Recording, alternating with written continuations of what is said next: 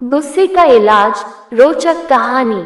एक जॉइंट परिवार था। ये परिवार पिछले कई सालों से एक साथ ही रहता आया था। इस परिवार में कुल 3 पीढ़ियां बसा करती थी। लोग इनकी एकता की मिसालें दिया करते थे, लेकिन एक नई बहू के इस परिवार में दाखिल होने से इस परिवार की शांति अब खतरे में आ चुकी थी।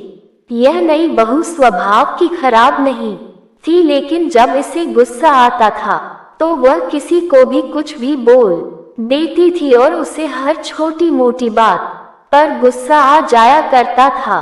इस वजह से अब पूरे परिवार में तनाव रहने लगा था। ऐसा लगता था कि इतने सालों से जो परिवार एकजुट था वो अब कभी भी टूटकर बिखर सकता है।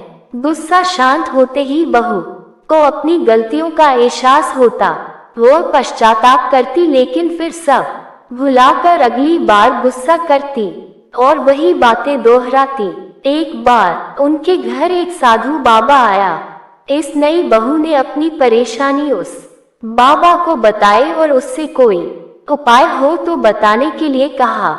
साधु ने अपने झोले से एक दवा की शीशी निकाली और उस महिला को देते हुए कहा कि तुम्हें जब भी गुस्सा आएगा इस दवाई की 4 बूंदें अपनी जबान पर रख लेना और 10 मिनट तक उसे मुंह में दबाए रखना। अगर तुम 10 मिनट तक उसे नहीं मुंह में रख पाई तो ये दवा काम नहीं करेगी। महिला ने अगले दिन से ही उस साधु बाबा की दी दवाई का इस्तेमाल करना शुरू कर दिया।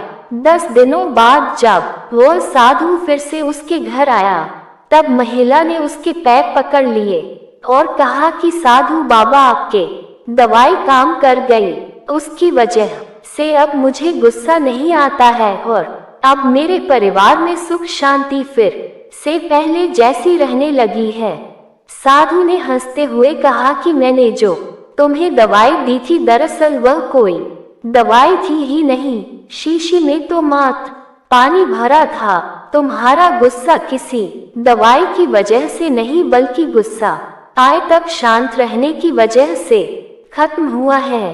दोस्तों, आप में से कितने लोग हैं मानते हैं कि गुस्सा आए तब शांत रहने से गुस्सा अपने आप कम हो जाता है?